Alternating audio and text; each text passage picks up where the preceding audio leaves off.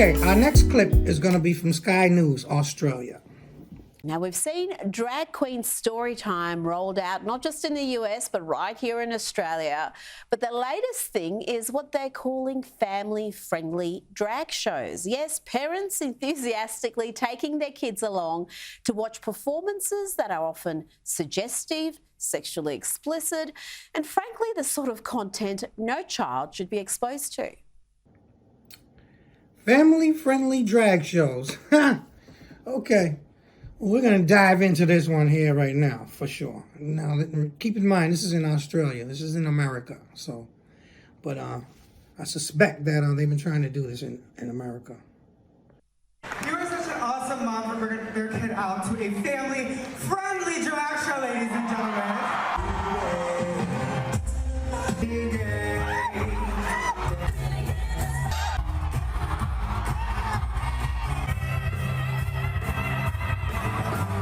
Are you confused yet?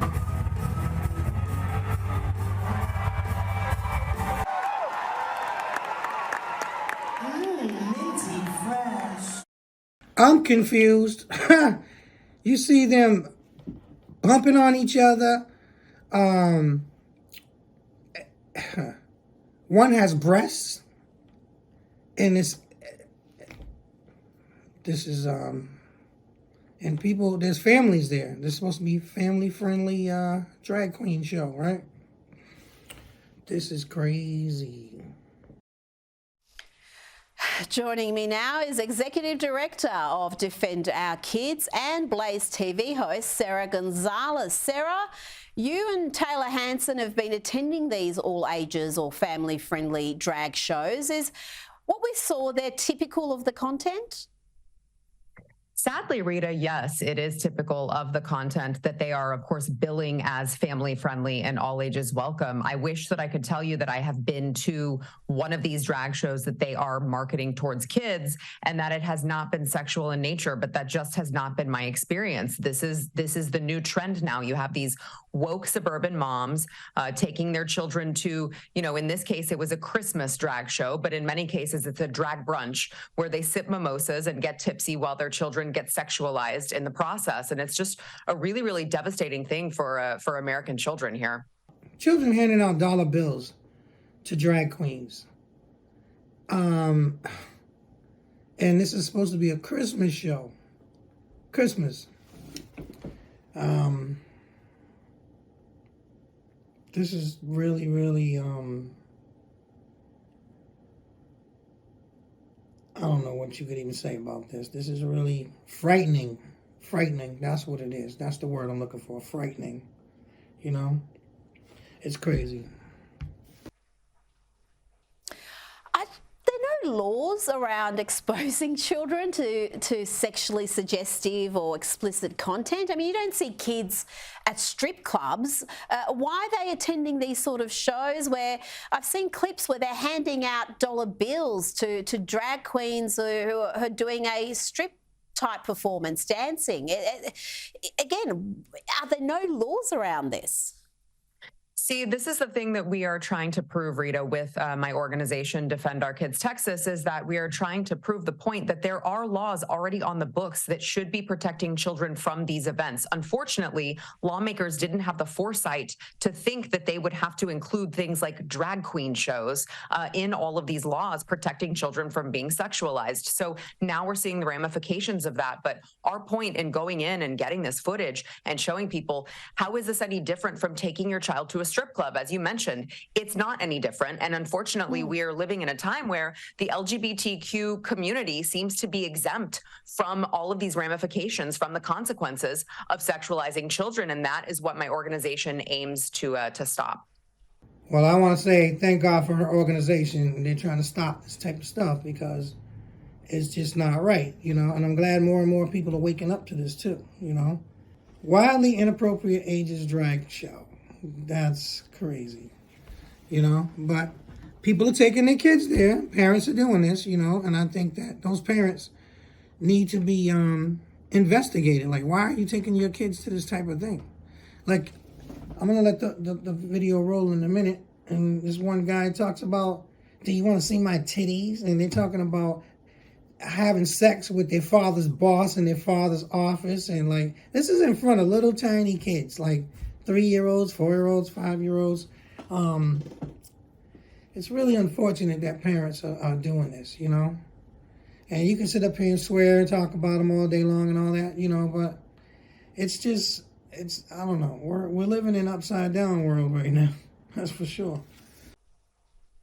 Well, even talking about this, even showing the footage that you've got from these events, you get crazy attacks from the activist class who just deny this is happening, deny that there's content there that isn't suitable for children. But I've got to say, whenever I see these videos, my first thought is why? And then my next thought is, what sort of parent chooses to take their child along to see that? And I'm so glad you went along and asked some of these mums, mainly mothers who are taking their kids along. And let's have a look at some of their answers. Can I ask you a question? Do you find this to be age appropriate for your children?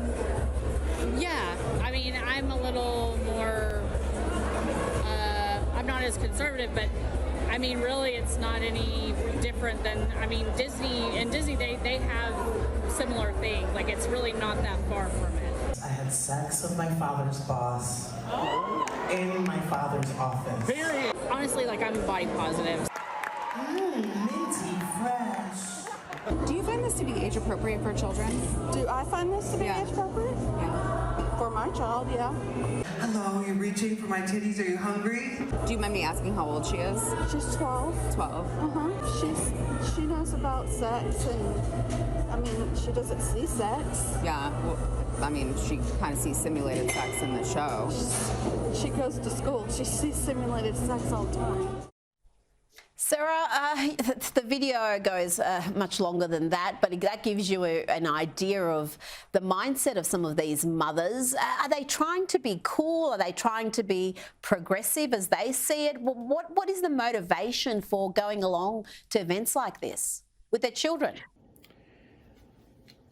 Notice that she mentioned Disney, and I talked about Disney earlier in this podcast. It's she's like, there's not even really that much of a difference. Disney has this, and like, you know what? That's crazy, because I really haven't been keeping up with Disney movies since my kids are grown, you know, and my grandbabies, they don't really watch Disney movies anyway no more. They're pretty much on their cell phones, you know, communicating with each other. So she goes to school. She sees simulated sex all the time. What school does she go to? What? Man, this is crazy. Yeah. Unfortunately, I think the sad reality is a lot of them just aren't good parents, and they are doing what they want to go do, which is, you know, engage in all of this debauchery, and they don't want to spend the money on a babysitter because that is how little they care about their children. I also think there is a large subset who they have just totally fed into this religion of wokeism, and they are literally sacrificing their children at the altar of wokeism, and they are handing these children away to sexualize. I mean, I see it time and time again when I go to these events. These women think that they are doing absolutely nothing wrong, and they just roll over and say, well, they're going to learn about it anyway. I mean, you heard this woman say, well, she sees simulated sex all the time at school.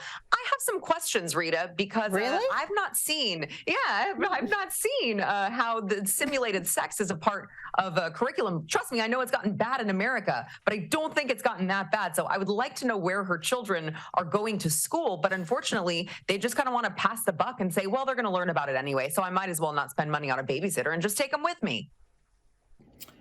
You know, it's really unfortunate, but it's true. Like what she said, parents don't want to pay for a babysitter, so they figured, like, they can learn about it anyway, so I'm just going to take them with me. You know, it's really, really sad when you think about it, you know. I don't know. I wouldn't be taking my kids to nothing like this. I know that, but there's a majority of people that do take their kids to these type of things, and they're exposing their kids to this, and it's a form of indoctrination. It really is, you know. And these are like 3-year-olds, 5-year-olds, 4-year-olds, and you got this dude up there talking about his titties, and the other one's talking about having sex with his father's boss in his father's office. Like, come on, man, in front of little babies. That's crazy.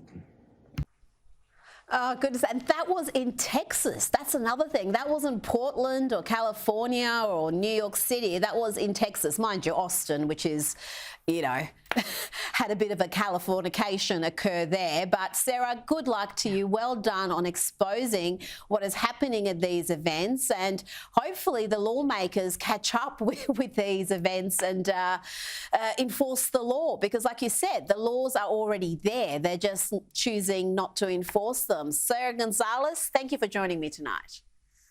Thank you so much, Rita. Sarah Gonzalez. Good job, Sarah. Thanks for your report.